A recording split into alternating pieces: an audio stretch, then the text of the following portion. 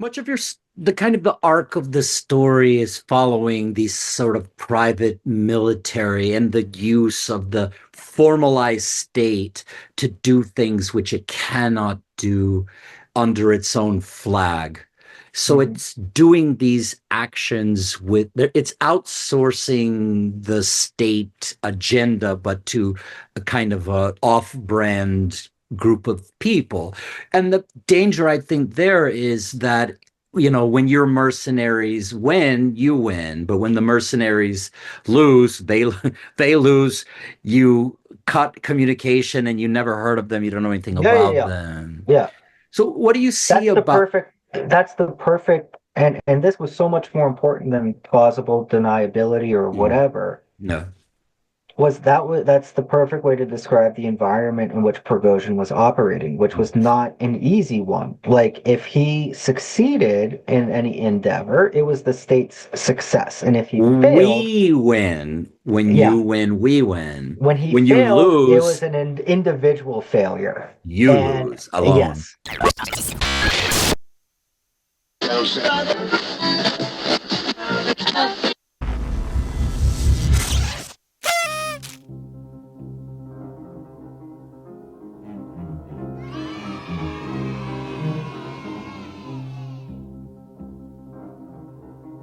All right, ladies and gentlemen, it is my pleasure to introduce today John Lechner, author of Death is Our Business.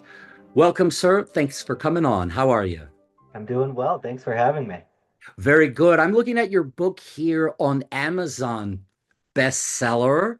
All right. This is amazing, right? We've got your number one in African politics, number three in Middle Eastern politics, number four in Russian and Soviet politics, and you have a five-star rating. How has your book been received? Well, apparently. It's been going pretty well. This is the first week, and this is my first big book, and so there's a lot of pressure on a debut author to make sure that you're getting out there, to try and Mm. find the shelf space and all of those things. And so far the reception has been very positive, and I'm very excited. That's great. I can see it's listing here the kind of stats on Amazon, and I'm looking at 1.2 pounds, 288 It's like a baby. It It's is like like a baby. Yeah, it, in so many ways it becomes a baby basically.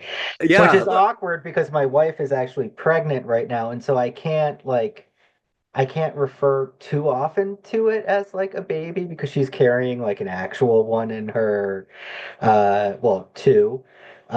And so yeah, I can say it on this show, but if she finds out that I am talking about it as if I'm pregnant with a book, I'm gonna get in trouble. Yeah, she's gonna be like, you don't know Yeah, you shit know, no, about no being shit. Yeah. pregnant, my guy.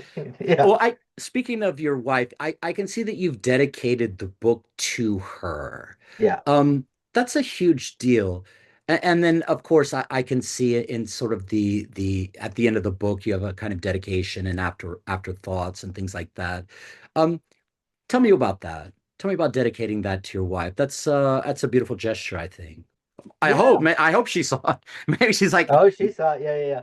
Well, I mean, look, like I mean, as you see in the book, really I spend a lot of time, the way that I try to tell stories is to uh, be where the story is and to interview the participants in the story. And so when you're writing a book about Russian mercenaries and Wagner Group, I spent 5 years going to a lot of conflict zones like the Central African mm, Republic and yes. Libya.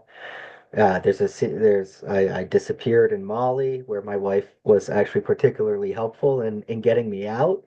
And so there is also a whole support network kind of behind you, and particularly my wife. And so, of course, I was going to dedicate the book to Mm. her because she's been by my side as I kind of go out on these very stupid, crazy adventures.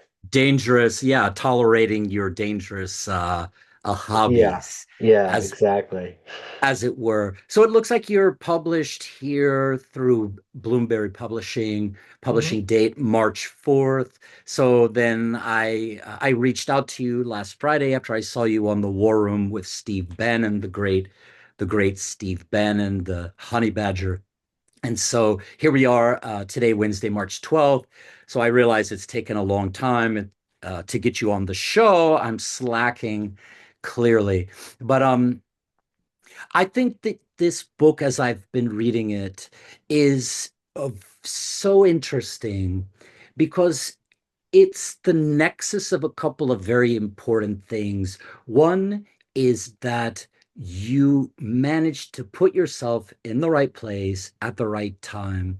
Two, you had an incredible adventure and saw unimaginable things, had an incredible story to tell, and you have the writerly chops to execute. There's so many points in the book where I came to, I'm like, man, that is just the prose here is so well done.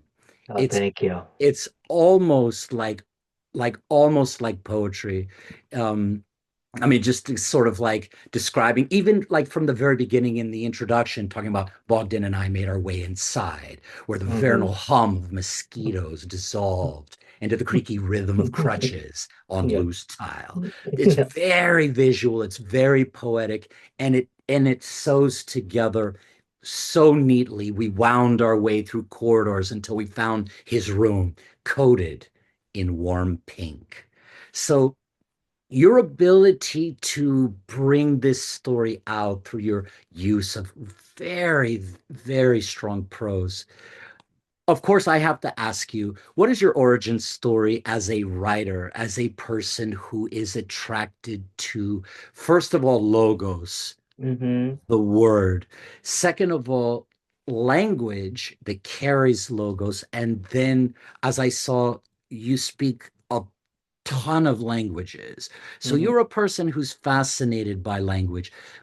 Go back, please, in your early days. What turned on your brain to words and to language? Yeah, I mean, I think it's funny because I think when you're passionate about something, I think that it's very difficult to explain why you're Mm, drawn to a particular thing. It's almost as if by definition, there's a degree within a passion for something that is mm, that cannot be stated, right? And mm. if my interest was, strictly, scientific or practical, I would be able to say, well, I do this for, for this reason. But Yeah. ever since I was, I mean, a toddler, I've been interested in languages. I remember when I was in kindergarten in the early 90s, this was when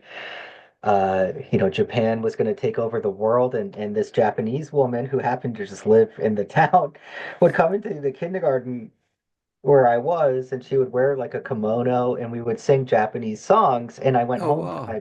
I went home to my parents, and I demanded private Japanese lessons. Like, Interesting. and so I was just immediately fascinated by particularly foreign languages in the beginning. I don't know if there's some sort of uh there's sort of a puzzle to it that at first you can't understand what you're hearing, and then over time you can.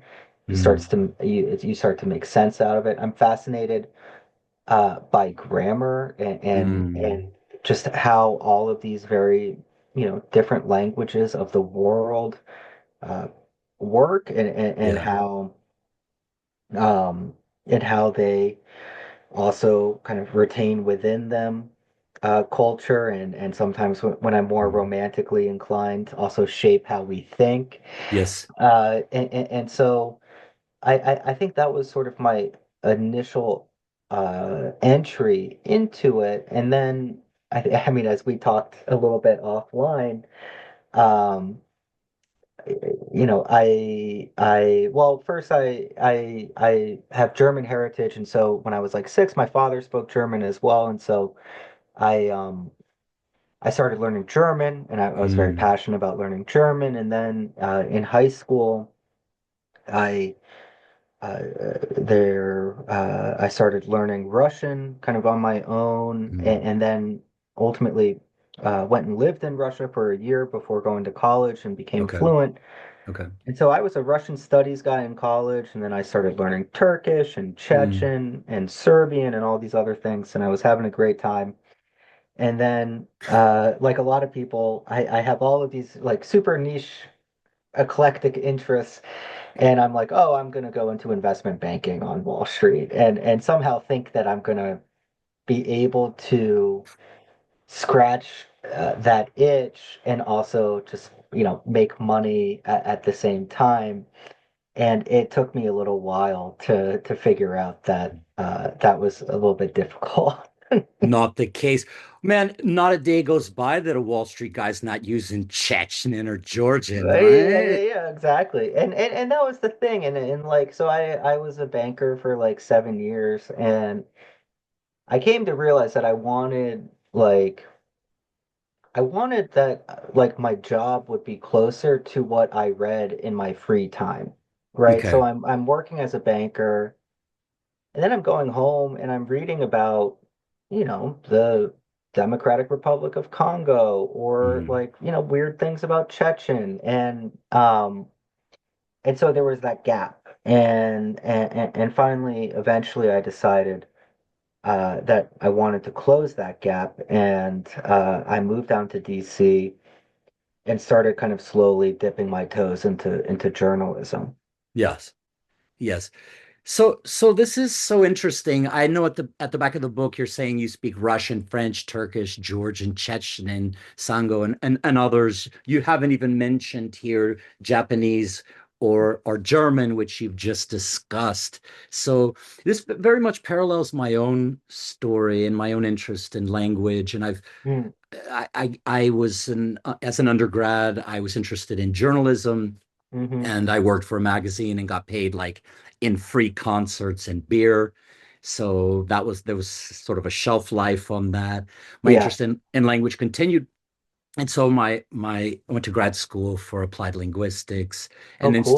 studied languages properly. Now I've lived in South America for a few years and was able to pick up my success in studying languages has always been on the street.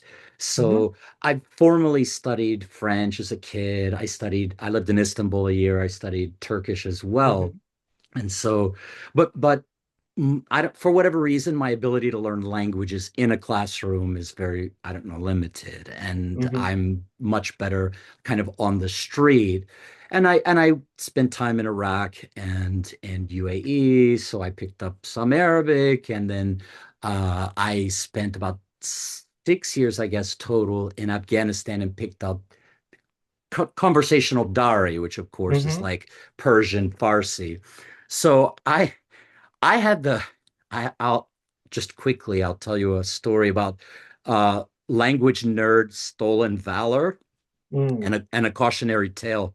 So I put all that shit on my CV, I'm like English, Spanish, Turkish, Arabic, Persian, Dari and this stuff.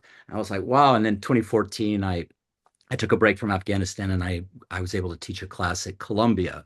Mm. So in trots this guy, the head of the department brings in, this is our language, the head of our language department. He noticed that you speak Turkish. And I was like, oh shit.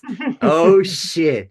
Here we go. So he starts quoting this, whatever the John Milton of ancient Turkish, hmm pre-Ataturk Turkish, which was like Yeah. Arabic script. He Yeah, starts yeah, yeah. Ottoman. Yeah, yeah, yeah, so he's like quoting all this stuff to me, and I was like, okay, okay, okay, time yeah. out. Time out. Time out. Lesson learned. I need to redefine for myself what it means. So I can, you know, I can spin a couple of plates, English, Spanish, one or the other, but when I learn one language, it erases in my mind the previous language. Yeah. Yeah. So aside from like, I told him, listen, man, I can, to be perfectly honest, I can, if you dump me somewhere in Turkey, I'll survive. I can order food. I can tell you directions. Solda, sada. Hmm. Günaydın, nasılsın? İyiyim, ben Hmm. deyim. Hmm. Nasılsın? Yarın ekmek lütfen. Yeah. Çay Yeah. var Yeah. mı? Yeah. Yeah. I can order a pizza. I could probably hook up with a girl in a nightclub successfully. But if I'm in Columbia University getting dogged out by the language guru, Yeah. I deleted it off my resume after that. I got Well, dogged I mean, I out. think I mean, I do think it's true that you have a ten. I think that um, usually you can keep, I think, about like three languages fluent, and then the others will inevitably drop down to kind of more conversational level, and it just requires then being in that environment again to pick it back up. And so, Yeah. no, I've listed all those languages. Um, you know, I I can certainly speak all of them conversationally, but right Mm. now I speak every day Russian and French. And so when I have to like switch to Georgian after having not spoken it for, a month, uh, there is like Yeah. it's you can understand everything, but there is a process whereby your brain will automatically move to the one that you're using the most. And so I'll Mm. be searching for a word in Georgian, and first Russian will pop up, and then I have to go like, no, no, no, not that one, and then, Yes. go to the other one. And so yeah, you can't like retain eight languages at like a full Yeah. level all the time. They kind Yeah. of they come and they go depending on how often you're using them, basically. Yeah. It's basically if you don't use it, well, You lose it. you Yeah. lose it, as they say. Yeah, it's true. I assume you're in the millennial generation. Hmm. Yeah, Yes. yeah. Wait, I'm Gen X, so wait until you get a little older, and then maybe you'll be five functional languages, you get four. You're good if you can do three, and if I'm okay in Yeah, English, then I'm yeah, I'm yeah. I'm more or less happy. Well, I think they say that it could prevent Alzheimer's. So maybe the best thing in the end is that we're just pushing Alzheimer's down the road by learning all these languages. Yeah, so I'm battling between traumatic brain injury and learning languages. Maybe they balance each other out a little There you bit. go. Yeah, I yeah, mean, yeah. who knows? The fact that you speak Chechen and that you've had the exposure to it is in and of itself a frightening fact. I've spent time with Russians. I have spent time with the Muslims, and the most fearful human being is the Russian Muslim. And that's a category of dude. I mean, anybody who watches Dana White's production, UFC, understands that this is a part of the world that you do not do not want to get tangled up in. I'd like to jump into your book Hmm. if you don't mind. I know, just briefly, transitioning from your life as a Wall Street banker to your transition into kind of war journalism.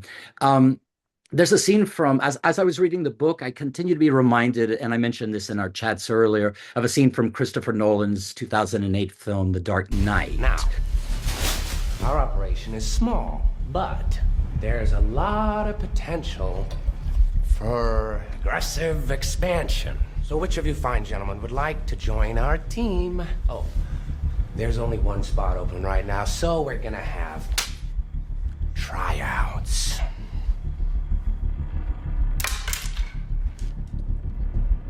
Make it fast. To my mind, this is in some ways a symbol, not just of the main character of your story, who is the Wagner boss, of Prigozhin, but of also of your own story as well. Okay.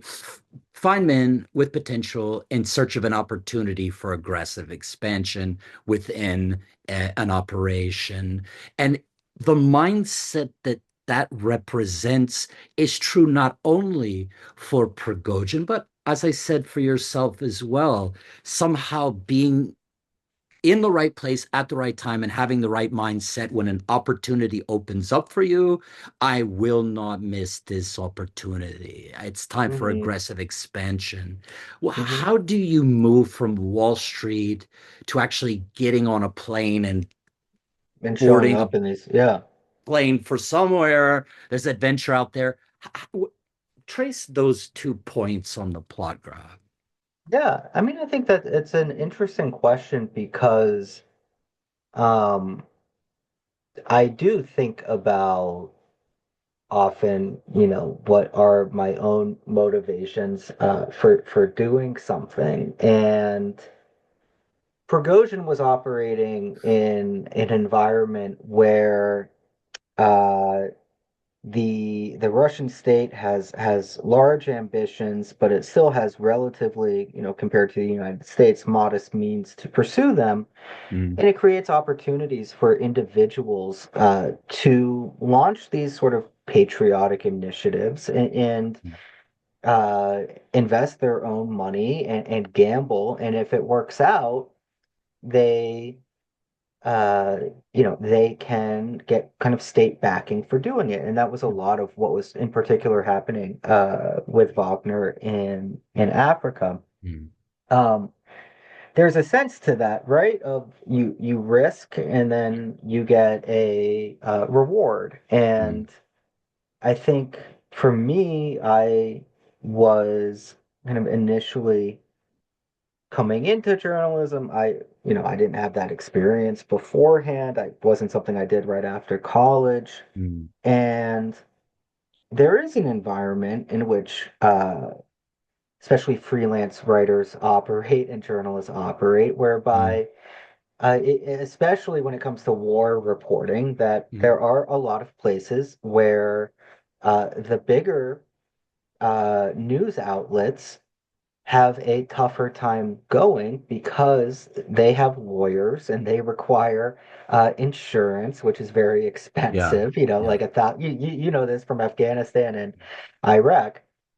$1,000 a day per person sometimes, and yeah. and uh, all of the security that you need to hire and all of these things. And that creates an opportunity uh, for freelancers to essentially risk their lives. And the reward is that you can somehow kind of jump ahead, right? And Yeah, you can get published in the New York Times or, some other big outlet because essentially you've put your life on the line because you don't have insurance. I don't have insurance when I'm yeah, going to these yeah. places, right? I don't have security. I'm relying on my local network of people that I trust. And so there is a degree of a similar recognizing uh in opportunity. For me Mm, in particular, I had spent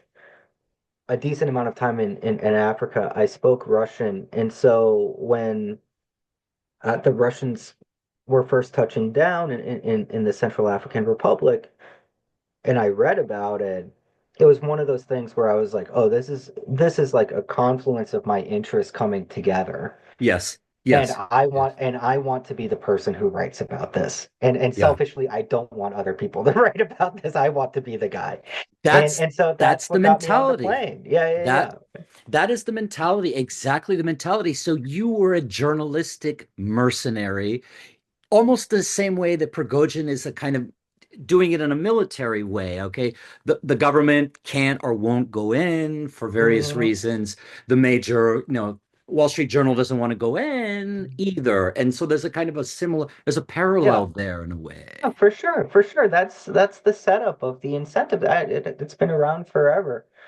I mean, if you just go back and even look at, during the British colonial period, right? You'd get these like Mm, 25-year-old British guys who would, they didn't have much, they didn't have a name for themselves, and they'd like go off to Afghanistan, and if they didn't get, beheaded, they'd come back and write a book about it, about the adventure, and they'd get famous, and yeah. then, it's off to the races. And so there's a degree of that I'm Mm, certainly I have to acknowledge, yeah. right, Yeah. about about it. Um, I try to not insert myself too much into the book, Yes. particularly uh, in terms of uh, in terms of like I want the people that I interviewed to speak for themselves, and then where I insert myself is when I juxtapose opposing views, right? And Yes. so you get the Wagner guy's perspective, and you get the victim's perspective. And I try Mhm. not to say this guy's bad and this guy's good because I don't Yes. think it's that interesting for you to hear what I think. I think it's more interesting for you as the reader to come away with it. But Yeah. inevitably, because I went to all of these places, and there's still a lot that isn't known when you're creating a book and you have to look for a narrative arc to bring the reader through all of these very different places, Yes. Ukraine, Syria, Central African Republic, Libya, Mali.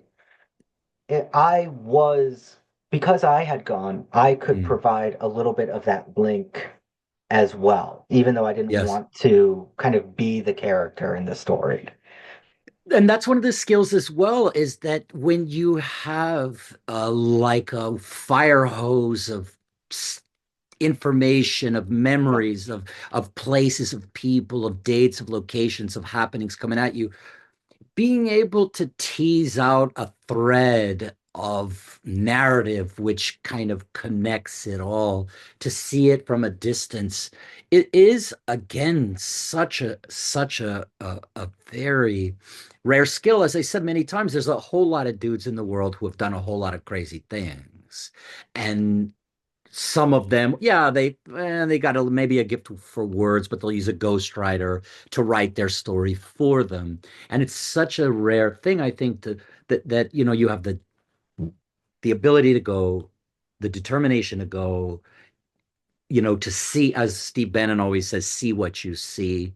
The main thing is being able to see what you see, what you're seeing, and to understand what it is that you're seeing, and then to actually bring it all together is quite a trick.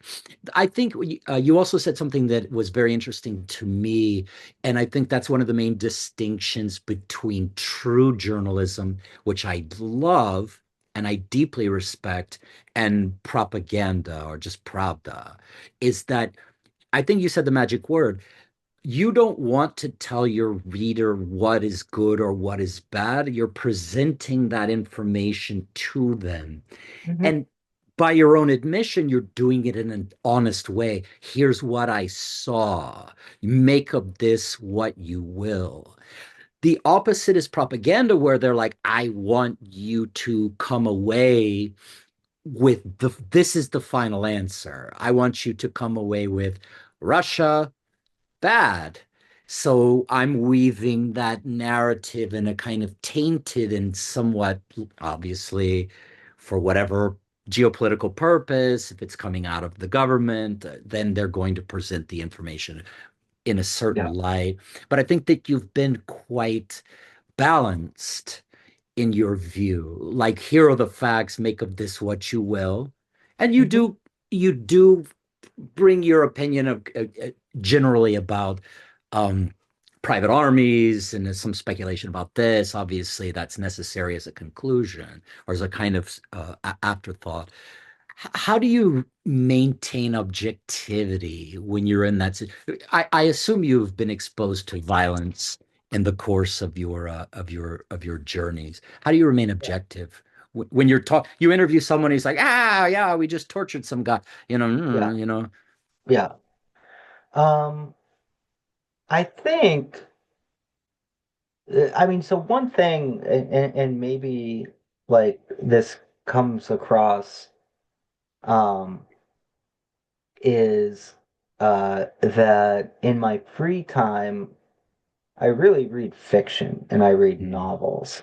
mm, And it's not to say that then I go out and write fiction to pretend it's not fiction. No, not at all. But like fiction, again, depending on the type, it's a focus on language, but then also there's the focus on characters and individuals. And I mm, feel that the individual trajectories are more interesting and tell us more about the greater structures Mm, in which these individuals are operating. And mm, so for the book, there is a way that I could have told this story as with just these kind of anthropomorphized like countries, right? Russia wants this, and then mm. Russia does that.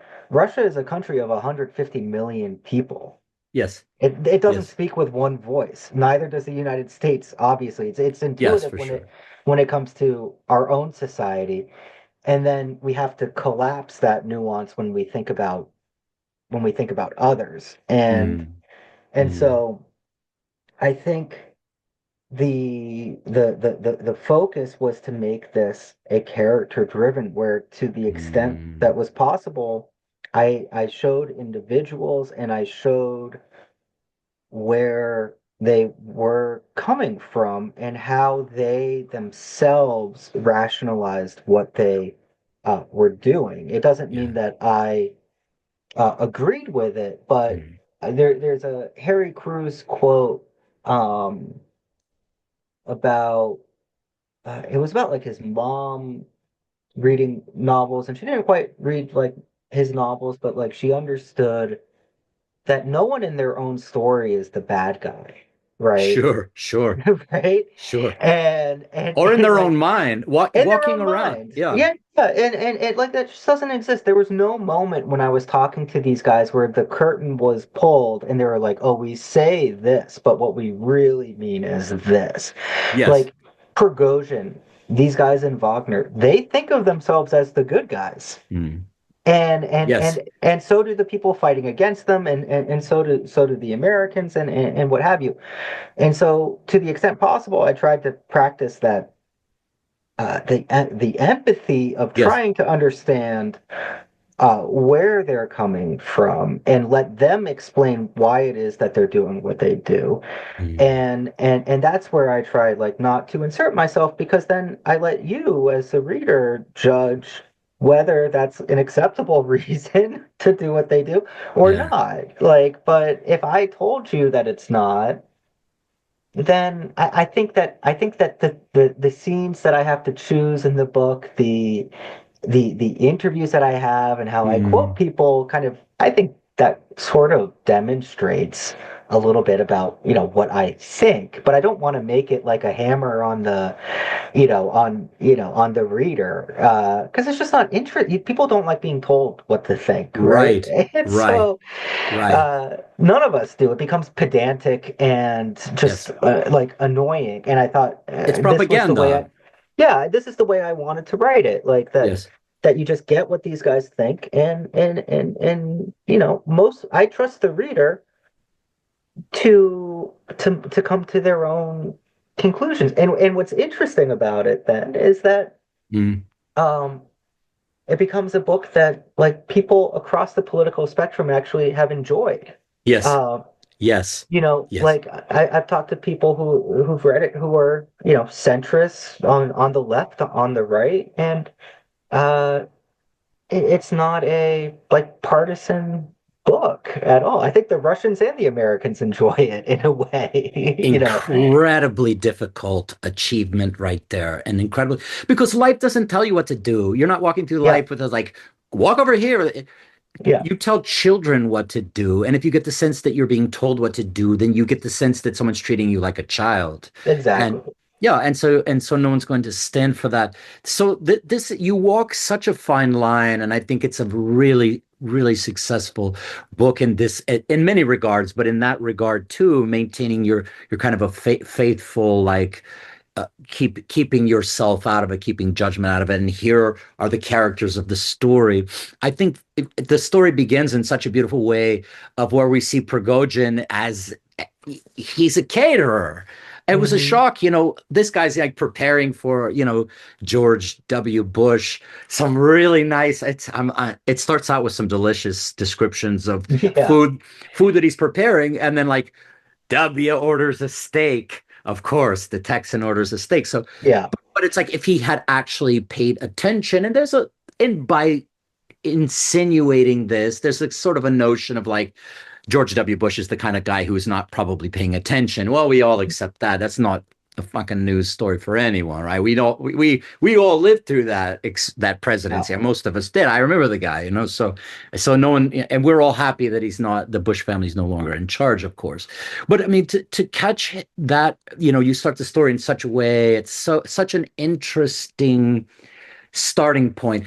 Beginnings of stories are famously difficult. How many different beginnings did you A contemplate? lot.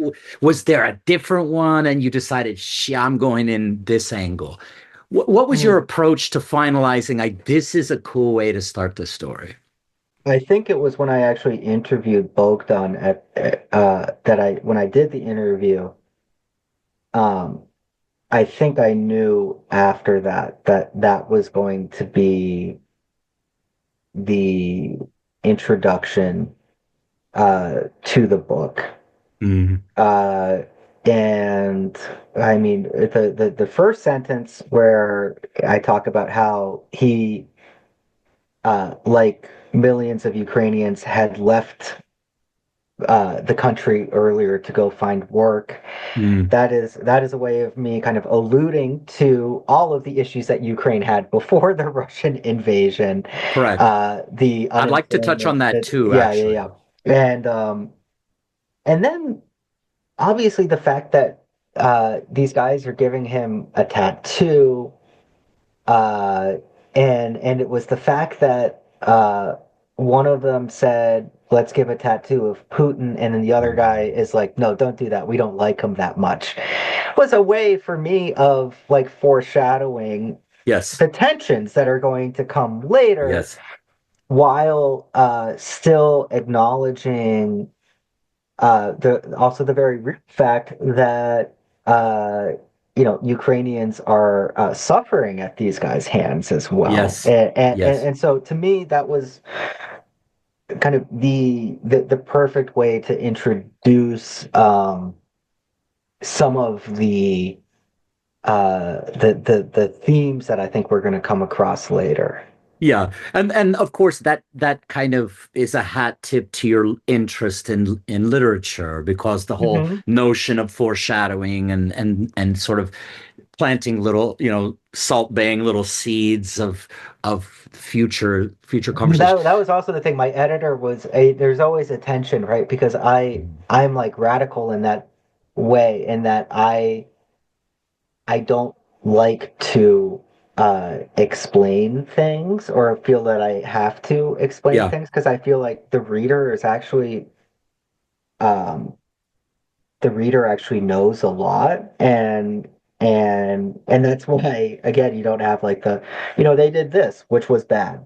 It's just like Mhm. they did and so what I like to do, instead of having to explain all of the patterns, Yeah. right, or the themes, what I hope is that they naturally like recur in the text, so that when you're reading it, you're kind of like, oh, there was something that was like that before, and and, Yes. and the reader is coming away with some of the patterns, and not having me like explain to them, Yes.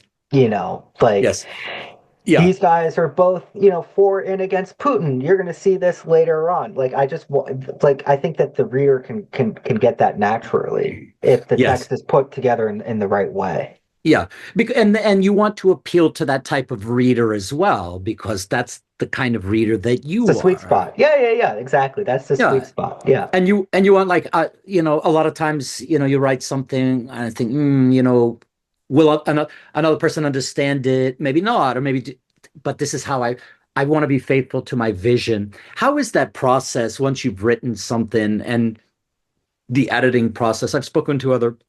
I've done other interviews where people have said, like, having an editor is priceless. Hmm. It's absolutely indispensable, because if you think you've written a great book, probably you haven't. You give it to someone else, and then there's a professional person who says your pacing is off, you focus too much here, let's cut out this chapter. Well, describe a little. I meant to get into like the story of the book, but now we're actually talking about the kind of meta aspects of publishing a book. How much back and forth is there in that process of like, A you know, lot. Yeah. Yeah. There's right? a lot of back and forth. Yeah, yeah, yeah, for sure. If you have a good editor, there's a lot of back and forth. And this book is a testament as well to uh my editors, my Mm, amazing editor, mm, um and I think where when you're lucky, like I was with this book, mm, you have an editor who uh, kind of gets where you're trying to go, and there's always a give and take, right? I mean, like I said earlier, like my preference is to not explain anything and to just let the reader come away, right? And my yes, editor is like, no, you got to explain like this a little bit. a And I'm like, little. I mean, I need yeah, yeah, something. I I need need something. something. And I'm like, Yeah. okay, fine. Well, and then on her end, if she's like, we need to cut this detail, and I'm like, no, this detail is super important to me. Mm, Then she's mm, like, okay, then we'll try and find a way to make it work, right? And so there yeah. is always this push in a very good relationship. There is uh, this kind of push and pull, but everyone sort of gets what the ultimate vision is. And this Mm. book was very ambitious because it tried to be a lot of different things at the same time. You cover a lot of And ground. cover a lot of ground.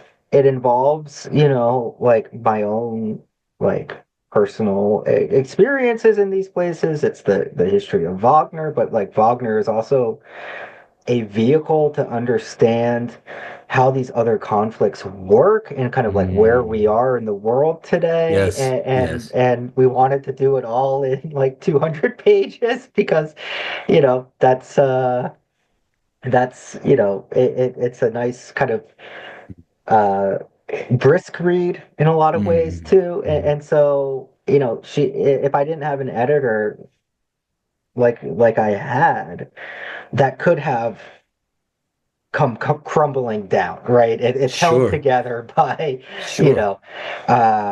it's held together in a great way, and Mm. that you need someone, you need Yeah. a writer needs a reader to understand Yes, what's working, right? yes.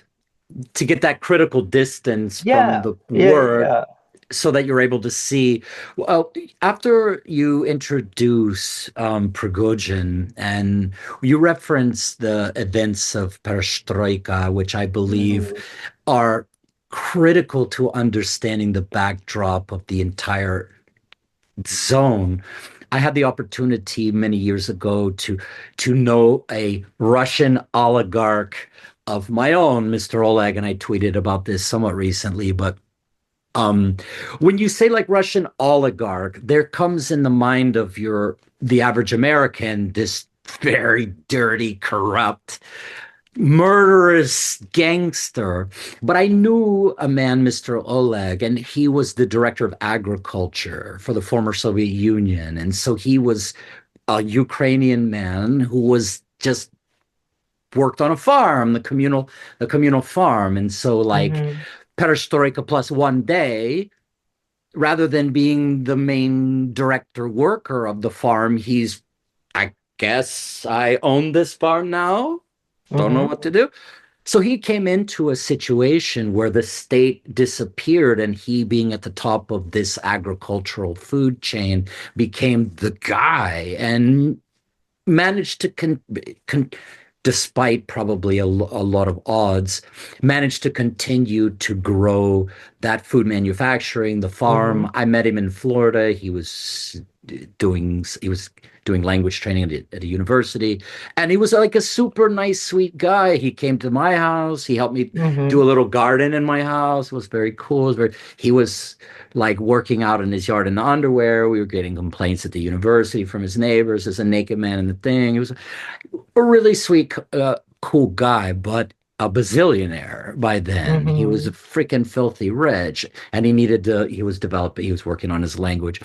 Um, These were the sorts of characters that kind of populate that zone, and we're watching the story kind of grow in this sort of rich. A year ago, I was in Slovakia, and Hmm.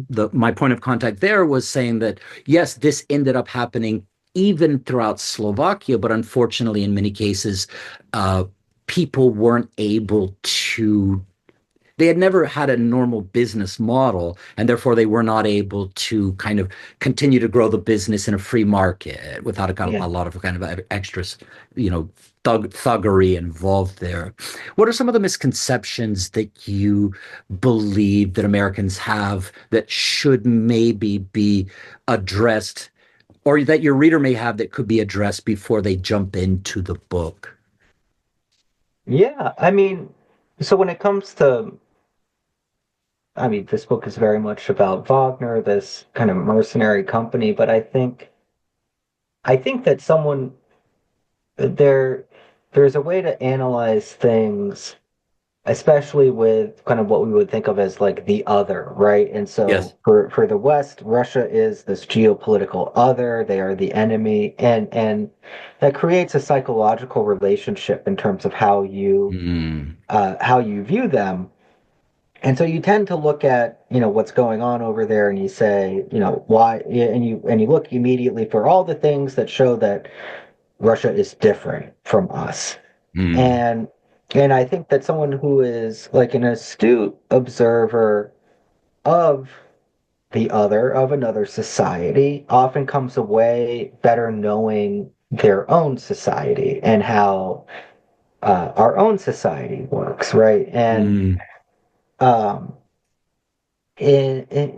Wagner, and we can go a little bit into, they came out of the first war in Ukraine sort of as mm, this mercenary force, and then they lobbied to get into, and then got thrown out of, and then they got into again Russia's intervention in Syria, mm. and then we're developing all of these commercial opportunities in Africa, and people are always focused, what was it? Was it the government or was it like a commercial enterprise, right? And the answer is both. Yes. And I'm sitting here in DC, and this is the capital of public-private partnerships, right? Yes. Like Lockheed Martin is a profit-driven company. They will Mm. frame everything they do as furthering America's national security and defense. Sure. But it's not counterintuitive in American society that you can both be patriotic and a capitalist, right? Right. Right.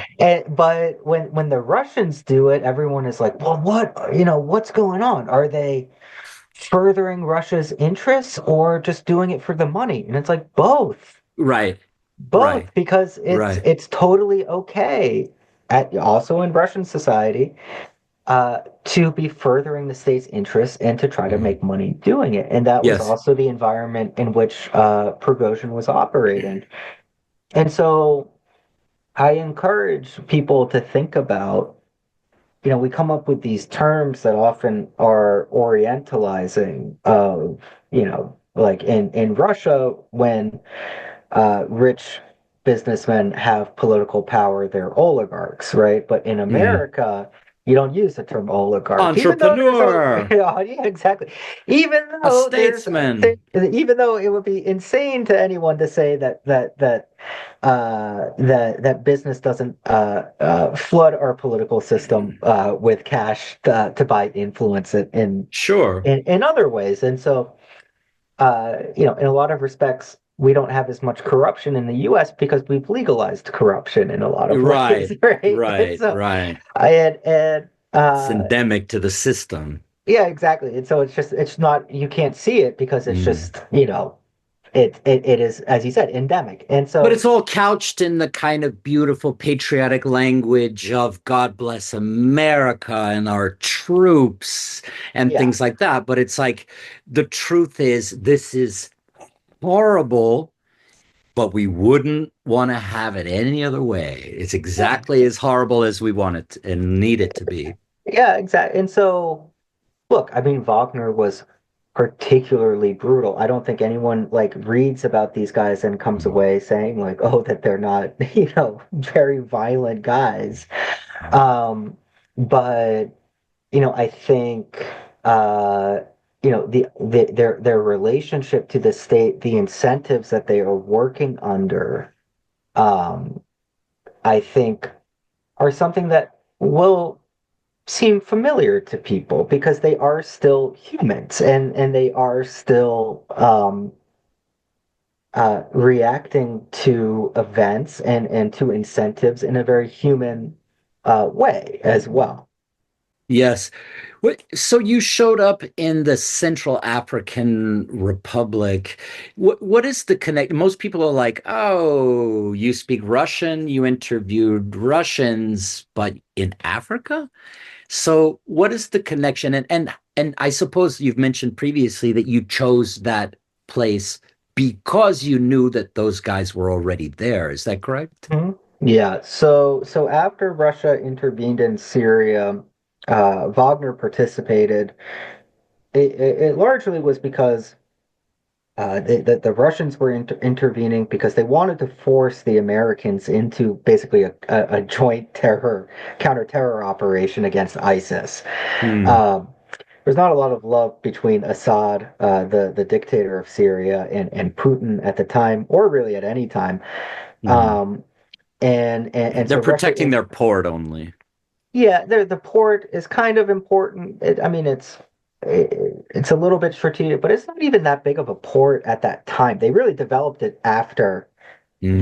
the intervention. Hmm. It was a place where they could maybe like refuel a little bit, or something along Yeah. those lines. Yeah. Um, so they come in and they realize that they wanted this to be an air campaign.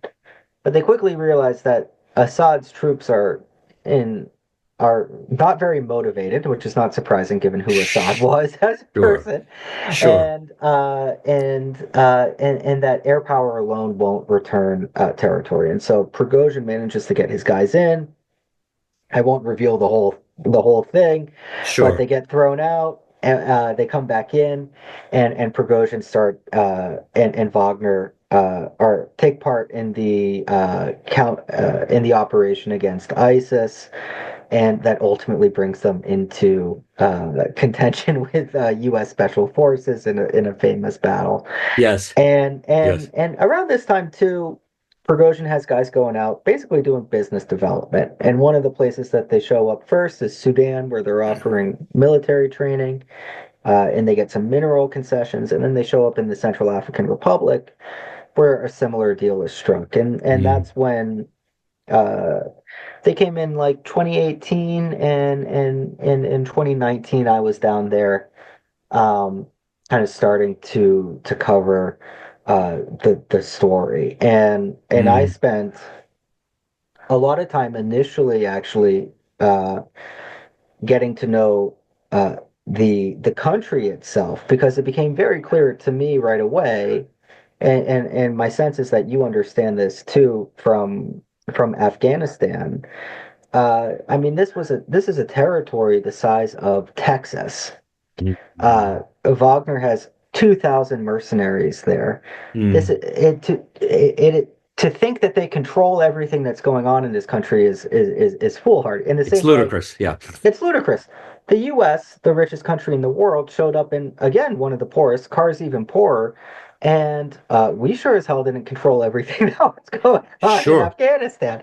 Sure. And so to think that the Russians would somehow have this kind of superhuman ability to do so is silly, but that was the narrative at the time. And so I felt the need to really go out there and meet all the actors and understand the conflict. And then eventually I started meeting with the guys in Wagner as well. And for them, a Russian speaking American in the middle of the Central African Republic was a little bit, I think at first it was curiosity that Yeah. got That them to scream meet with me. that screams Um, CIA right there.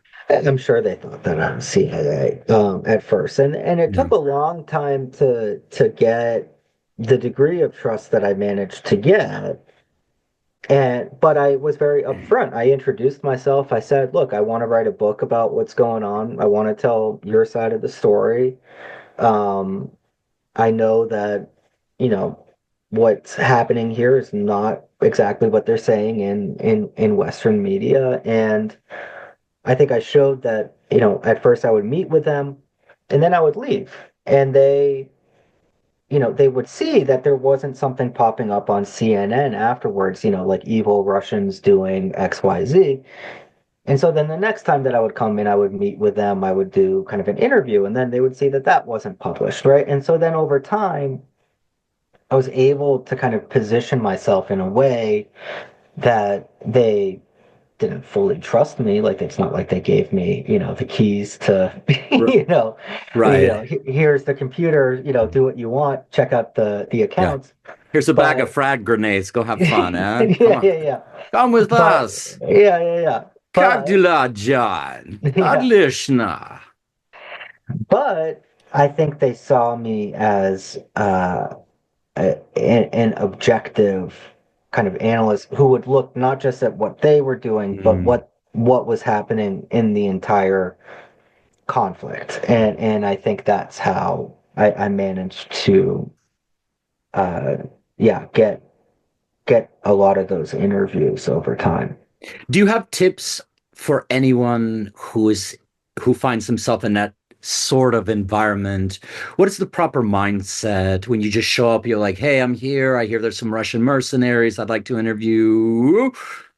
What is the mindset that you have when you're out there, when you're sitting with guys, when you're interviewing them? Are there any sort of tips for you? Obviously, have been very successful, firstly, in putting yourself in the right place. Second of all, like gaining the trust of your interviewee. And that's super important because they can choose to tell you something, they can choose to not tell you something, or they can choose to kidnap you and put a bag Hmm. over your head and execute you out there in the jungle somewhere.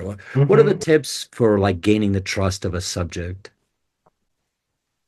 I think for me, it was easier because like I said, I wasn't working for like a major news outlet that had where my editor is like, okay, you go, and then you come back and the deadline is like a week, you write your thing, and then we move on to the next thing, right? And Mm, so I was able to have a very long-term perspective on this, and that allowed me to gain a degree of trust. I still, there were I wouldn't uh when I was doing those interviews, I would make sure that I was doing it in like as safe a way as possible. And yes. so um I would meet with them at a hotel, a Mm, popular hotel where there's a lot okay. of people going around. Yeah. Yeah. Um, and, I had a number of people who were always aware of where I was going, Yeah. what I was doing. And then, when I would be done with the interview, I would send them a message like everything is okay. I'm back, Yeah. at the hotel. Everything is good. If you don't hear Um, from me in 1 hour, about an hour yeah, and a yeah, half, yeah, then yeah, call yeah, the yeah. freaking Call embassy. call the embassy. Da, da, da, da, da. So Mm, I would do that, and then I wouldn't. Um, so I would often be in like the Central African like countryside, which is a very dangerous place to be because that's where the conflict is ongoing, mm, and um, I would not. Uh, you know, that is, I mean, Bangui, the capital is already remote. When you're out there, there's no embassy. There's nothing that's gonna, yeah. and Yeah. and so You're playing by big boy rules out there. you're playing by big boy rules. And so, I wouldn't in that environment, I wouldn't go like knock on, Wagner's door and just kind of Mm. say, hey, can I hang out? Um, Why not? Come on in. and because those guys are awesome. I mean, because that's really in the place where they would never find my body, right? And Correct. and you're also dealing. You have to be careful about like who are the guys that you're dealing with, right? If you're dealing with a commander in Bangui, okay, that's a little bit easier. You're dealing with just your average foot soldier dude in the bush, like you don't know. And Dangerous. if he's drinking, like fuck, you really don't know. And Mm. so I'm sure uh that was not good for your drinking to be out there amongst those dudes. well, the amazing thing is I quit drinking 8 years ago. And Ah, so good, that was good. also an advantage because uh that is a way to gain advantage over somebody, Yeah. right? And I think I'm the so only sober person in the room right now, so maybe that's a good thing. yeah, and so they uh if you don't drink, and I speak Russian fluently, and so Yeah. I'm able to basically say I don't drink, and they kind of accept that. Okay. If I drank like a little, then that's when they have the opening to pressure you to drink a lot, and Yeah. then you can find yourself in an uncomfortable situation. Mm. Mm. Um, and so So I you're, tried to control my environment in yeah, that way. Like I yeah. wouldn't interact with the average Wagner guys in the bush. Mm. I Mm. look kind of, especially when I grow out, I look kind of like a Wagner guy. And Okay. so there's like a lot of like, they would like kind of look at me and be like, what the fuck is this guy? Like, why is he here? Because I have Mm. that look of like I lift, but I also don't, it's also clear that I don't say no to dessert. And so I had that perfect like mercenary look going on with You had the like, right fit. I had the arm, yeah, I had the right fit of like arms and like a belly. And so Yeah. they're like, who the fuck is this guy? And He's Russian yeah, bear. yeah, yeah. But like also, there are humanitarians who are working in these conflict zones, as I'm sure you saw quite a bit in Afghanistan, Yeah. right? And so it's like not unheard of that I could have been, something else. And so they largely left me, Mm. alone. And I spoke with people in these kind of more, to the extent that I could, controlled environments, but like nothing Mm. is controlled, right? I Mm. mean, you're still taking a risk because Wagner could have done whatever they wanted in Yes. Central African Republic, and Mm. uh, I don't think that they would have killed me because they're running businesses, and they would prefer to just quietly keep running those businesses than get a shit ton of Yeah. U.S. attention. But still, there's a risk. I think the other thing too is that in general, people love to tell stories, and soldiers love, I think, to tell stories more than anyone else. And then there's always the kind of a little bit of bragging rights about you've done this insane thing and that insane thing, and Yes. I mean, and you love talking about it, so that if you, as the interviewer, are able to get someone in in the frame of mind where they're like, and they might not even be telling the story to you. You're in the room and they're just telling the story to their buddies there, maybe in the room or something, and you just are part of the kind of the team in some regards. Yeah. I ended up hearing a lot of completely insane stuff as just being sitting in a group, and they weren't necessarily directing it at me, but they're, hey, do you remember the time this? You remember the Yeah, time yeah, that? yeah. And it's like, huh, That's where you hear the best stuff. Yeah, yeah, yeah, for yeah. sure.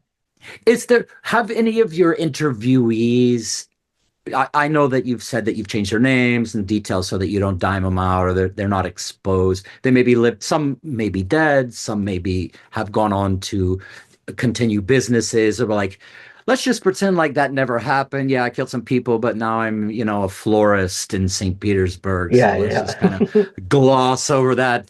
There's a gap in your CV. Would you like to explain that? Yeah, No, I yeah, wouldn't yeah, like to explain yeah. that at all. Um, do any of these people know that you've written a book? Have you sent them a copy of it? Had Yeah, the yeah, yeah. opportunity to like, oh, look, I'm in a book. Oh God, that's cool, Yeah, you yeah, know? yeah, yeah, yeah. No, I was very open with everyone saying that I'm writing the book, and then I let people choose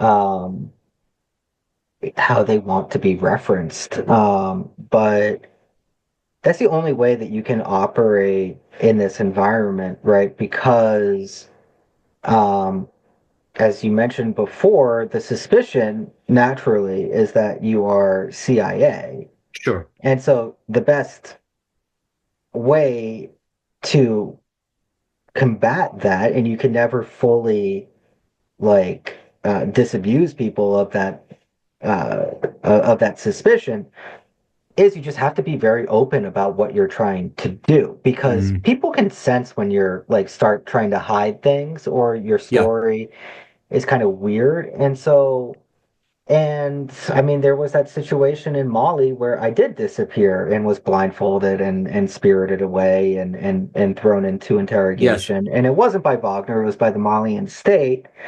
Um, It was a government but actor with a return address. No yeah, problem.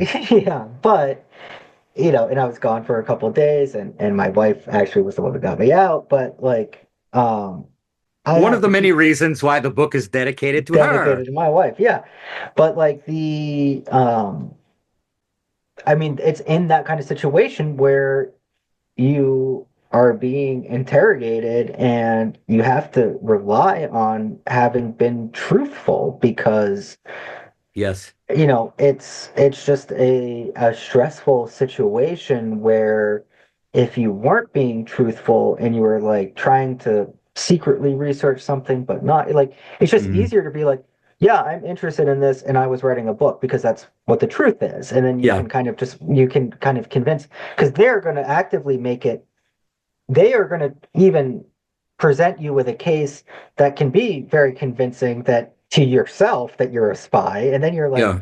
oh, wait a minute, I'm not.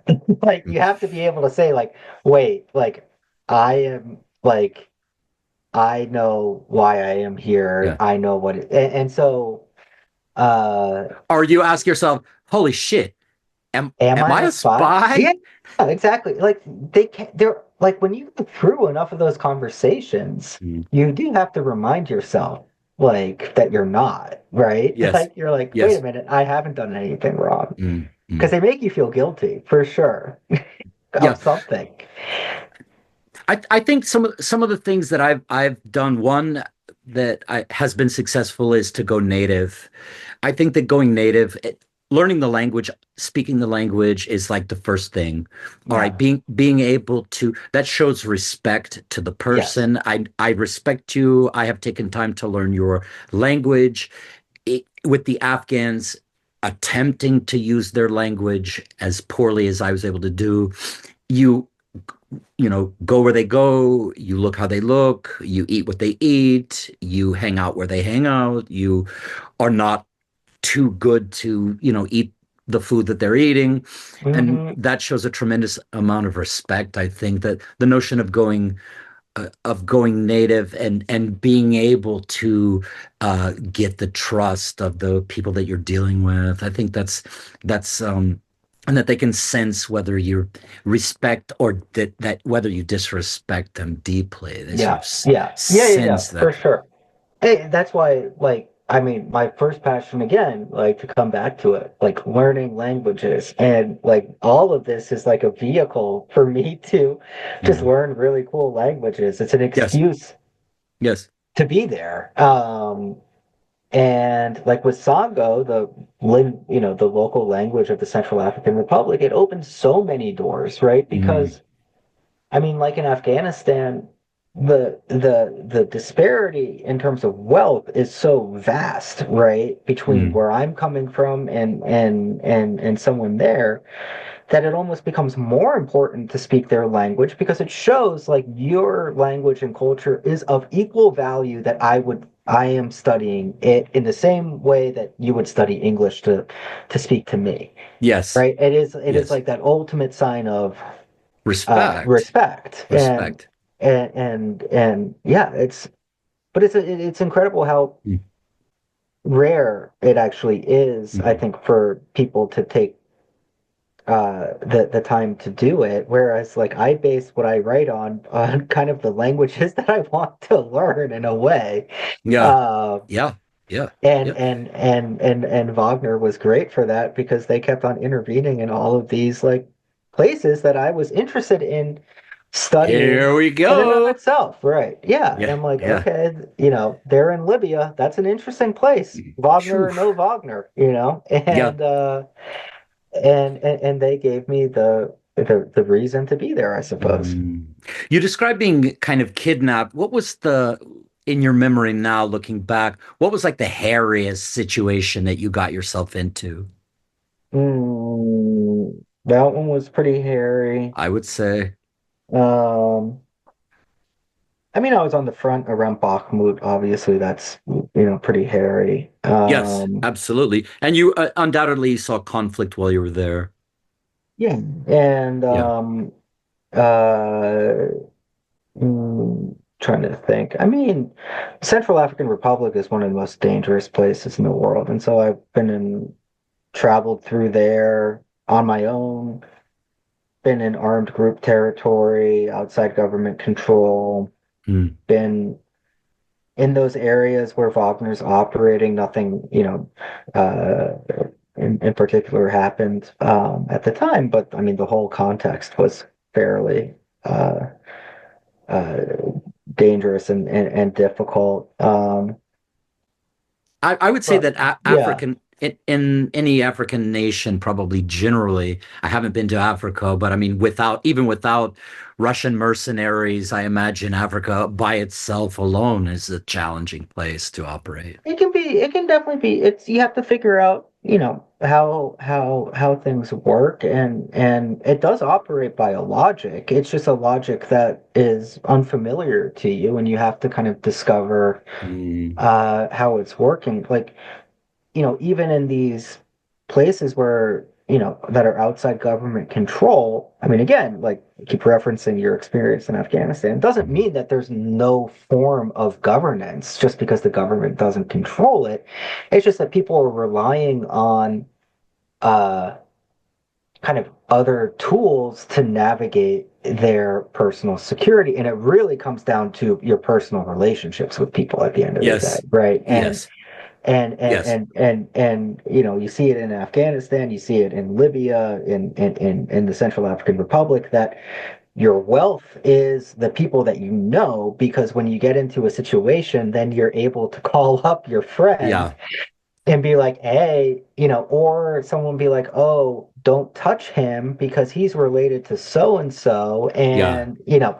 and and that's how people navigate sort of that system where you don't have a central government. Mm, mm, And there mm. are like You're multiple relying on sources of authority. other Yeah, power structures, other yeah, hierarchies, totally, totally. your wits and other. And Wagner, and this was why Wagner was so interesting, right? Is because Wagner became another actor in that situation, right? They didn't Mm, change the overall ecosystem in the same way that the United States in Iraq and Afghanistan didn't change really how the country worked. They became another actor, another source of authority.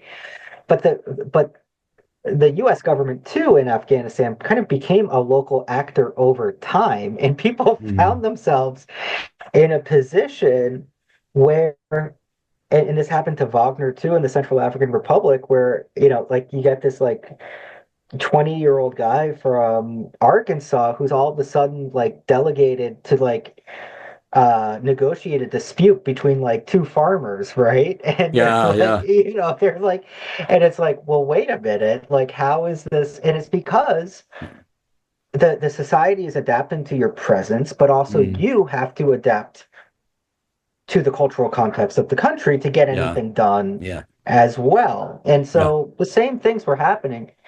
And to me, that was just the most interesting part of it, was just Mm, how are these people coming together and reacting to each other's presence.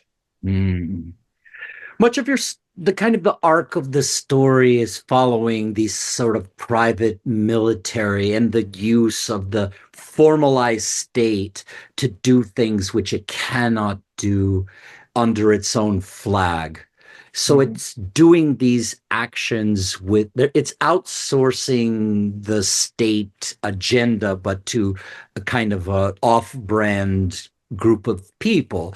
And the danger, I think, there is that, when your mercenaries win, you win. But when the mercenaries lose, they lose.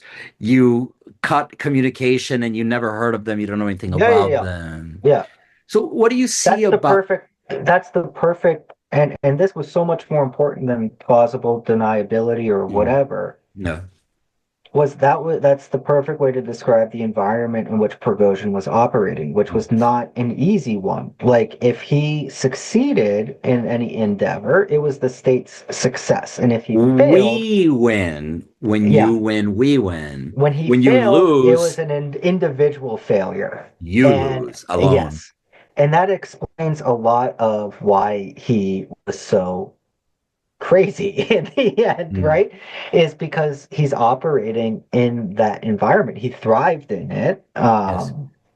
but he never was like one of Putin's oldest friends Mm, who they didn't have to do anything. Like Prigozhin mm, always had to do something to be rewarded. Those guys just, just the fact that they were childhood friends of Putin was enough to result in them getting some gigantic, state-owned company, right? And yeah, yeah, billions of dollars. Prigozhin was not operating at that level. He was trying to break into it, yeah. but he always had to answer for his mistakes. I think that he lost sight of the fact that he was hired help, Yes, for sure. and A that hundred he, percent.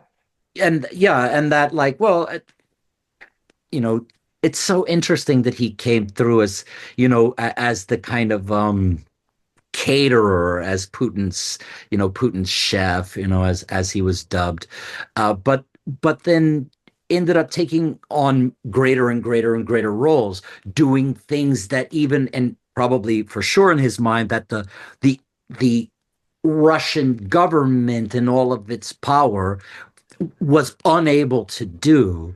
So then Hmm. he got a little twisted about what his role was, and what Yes. his where his level was. And I Yeah. guess as the expression goes, he fucked around, and then he of course He he found out. Yeah. found out. Just shed a little bit of light on that, if you can, please. What do you think happened to him, without giving away any of the Yeah. punchlines of the book? But what is your impression about, we're watching in real time the disintegration of the concept of a mercenary army, or sort of Hmm. its final conclusion, like, okay. Yeah. I mean, he got high on his own supply of sort Yeah, of okay, okay, the kind of his own media companies that obviously, he read and so he consumed as well everything that was written about him and particularly in Ukraine as he became sort of the face of the war in the West and in Russia. mm, He came to believe, I think, over time that he actually was like Russia's savior, right? And mm, so um and and so I think that goes to, and we won't give too much away, but I think that mm. goes to explain a little bit why he not only mutinied, but also came to believe after the mutiny that he would somehow be okay. And Right. there's a quote like attributable to Stalin, Mm, uh, that where he said no cotter is irreplaceable, right? yeah. And what his big mistake was he came to believe that he was irreplaceable, like as he said, and that ultimately turned out not to be true. Yes. That's not to say that the state hasn't had problems trying uh, to bring all of those various operations under state control and have them work Mm, as effectively and synergistically with each other. All of these troll farms and mining companies and counterinsurgency in Africa and all of this stuff. He was the linchpin that really yeah. kept all of those things hanging together. Um, but the decision was made that ultimately, to the Russian state, he hadn't become too big to fail, essentially, right? That Yes. he could Yes. he could be killed, and I think really at the end of the day, it's just his own ego and narcissism that can explain why he thought that that wasn't the case. Mm. There's so many parallels here. This it's so interesting because it opens up an entire world, and such an interesting conversation, particularly in the modern era. I know I had the opportunity to meet Erik Frens on one occasion through the I am 1776 publishing Oh company yeah. that they did. Mark, Were you in Nashville at the time or something? I was. Did you I end was up there going? too. Yeah, yeah, I was there. Yeah. Yeah. So yeah, Mark Grants and his boys so invited, and Benjamin Braddock was out. So Yeah, yeah, I yeah, was, yeah. yeah, so I was there. And so that's Okay, very well, I was there too. I'm sorry I didn't connect I at the didn't time. realize that Yeah, had I known you. So hats off to Mark and the boys yeah, over yeah, there. But obviously Erik Prince is a legend. And so and so many people are like, hey man, why don't you be the Secretary of Defense? Why don't you be the head of the CIA? And I'm sure on the one hand he was like, yeah, I'd love to do that, but I'd take a huge pay cut. I'm not really interested in that. And two, I know that he has connections in business and everything on all over the place with people and stuff. So there would be a lot of conflict of interest, I think, at the end of the day. But he speaks so often about this as a sort of the private military, a few, selected, a few chosen men, and the ability, what he refers to as the tooth to tail ratio of the military. So the tooth is a war fighter, and the tail being all the infrastructure needed to support the war fighter. And this was my experience in Afghanistan, where you're living on a fob, living the fob life. There's Taco Tuesday, you're taking salsa dancing, there's someone in the cat card office, there's a mail room, there's a whole city of people doing non-war fighting jobs. And hmm this is like this huge bloated system. Listen, forget about the mailroom. You don't need any, you shouldn't be there long enough to receive a package from home. You should get in, you should fuck shit up. You should be there as long as that takes to do that. You're not thinking about Taco Tuesday. You're not waiting for your salsa dancing lessons. You're not like cheating with the girl from the thing, from some other NATO chicks and stuff. So that's completely not a part of it. You get in, you get the job done, and you come out. So it's like the difference between the federal government and a kind of a startup, an entrepreneurially minded thing. And you can see so many of the those same parallels here. That, for example, Prigozhin was as you allude to, or as you mentioned, this Project K, where he's recruiting hmm prisoners out of the prison system.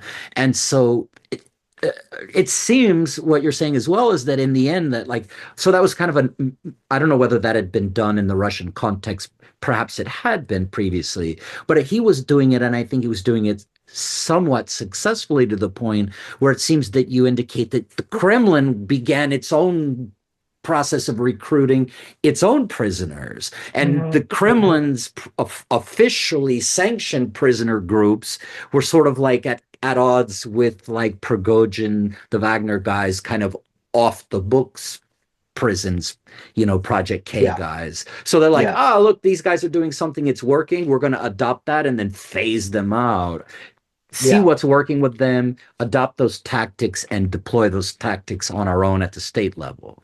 Yes, yeah, and I think that's a good it's a good allusion to kind of one of the reasons why the mutiny happened. Well, because those types of things are happening while Prigozhin's neck is still, exposed and out Mm, there, having promised to like take Bakhmut, right? And yes. so, not only are they adopting his tactics, which pisses him off Mm, because he believes he should get credit for everything, but also they're squeezing him out as yes. well, Yes. deliberately to make to make him look bad, and so yeah, it's a that's why it was such an interesting thing to explore too, because again, when you get talking about just with Russia, you don't get to see the degree to which all of these people are fighting with each other, to try and get their own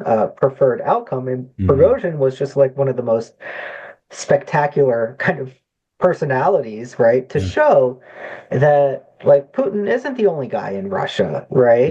There's a lot more, and he doesn't control everything that's going on.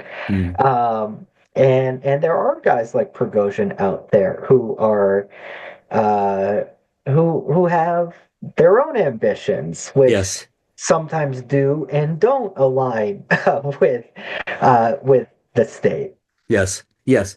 Well, we see that so often where um, if you want to be the captain of the pirate ship, Yeah, you got to be the baddest pirate on the ship yeah, because you're getting shit tested nonstop by the guys below you. So if you're the captain of a pirate ship, you are a bad dude. yeah. Okay, and so what this is something that I feel like the United States has failed to understand is knocking out the head of Syria, knocking out Hmm. all of these Saddam Hussein, whether it's in Libya, all of these leaders, knocking them out, and then realizing what comes in after them is far, far, far worse, and that Saddam Hussein, as bad as he was probably the right guy for the job. So I know that I've taken up quite a good bit of your time here today. In closing, what is just a kind of closing statements about your view of private military and what lessons we can take from the experiences that you've had? Yeah. Well, first of all, thank you again for having me on. This was one of the most interesting conversations I've had about the book, and it's so Thank you. fun to go into, the making of it, right? Because that to Sure. me is, personally so much of my experience. Obviously, Mm, I mm. love talking about Wagner, but also I love even more talking about myself. So, uh, Well, people will I'll read the never turn book. down an opportunity. But They're going to read the book and they're going to love the book. And yeah, after thank reading you. the book, that's something for sure. They'll get the book, they'll read the Great. book, and they'll love it. But that's Yeah, one of the things that so after they're done reading it, if they do come back to this conversation, like, oh man, I have a question. yeah, I want to know about all that. How did this all come together? Which yeah. is some of the interesting. What do you have as a kind of a parting thought, or you would leave our audience here with a kind of some I mean, insight? on a personal level, I think,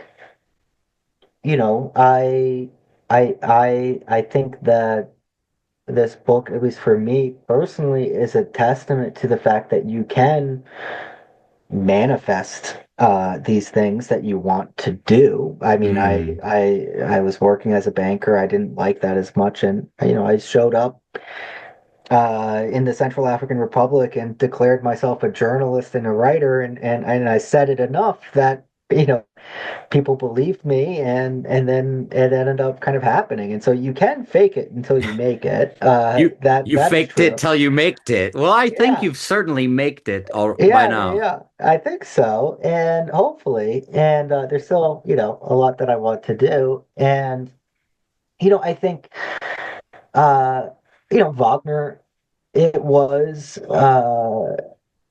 it is certainly was a unique phenomenon that came out of Russia at a particular point in time, and had a particularly ambitious individual, but still I think we are continuing to see the trends towards privatization and the outsourcing of security, and Mm, Wagner was also a manifestation of the global context at the time, where we're seeing an increase in conflict, and an increase mm, in the demand as well for these types of PMCs, and Wagner helped mm. create the market for it. And so I think it's inevitable that there are going to be others who come in and try to emulate the model as well. Yeah, for sure. Hey, private military, lots of fun. Could be dangerous, though, not great for your Yeah, health. yeah. Hey, I'm still waiting for Erik Prince to start issuing like letters of marque. I'm calling him. I'm saying, dude, I'm ready. Right, he's I'm gotta, when he does it, I will be the first one asking to embed with him. So Beautiful. Well, congratulations on the birth of your 1.2-pound baby book. thank you, sir. Don't tell your wife that I I said that. won't. That's Yeah. completely unacceptable. And I really appreciate you taking the time to stop by and tell us about your adventures and about your writing. John Lechner, ladies and gentlemen, thank you so much for your time, man. Thank you so much for having me. All right, brother. See you out there on the street. Sounds good. Talk soon. Take care, man. Bye. Bye.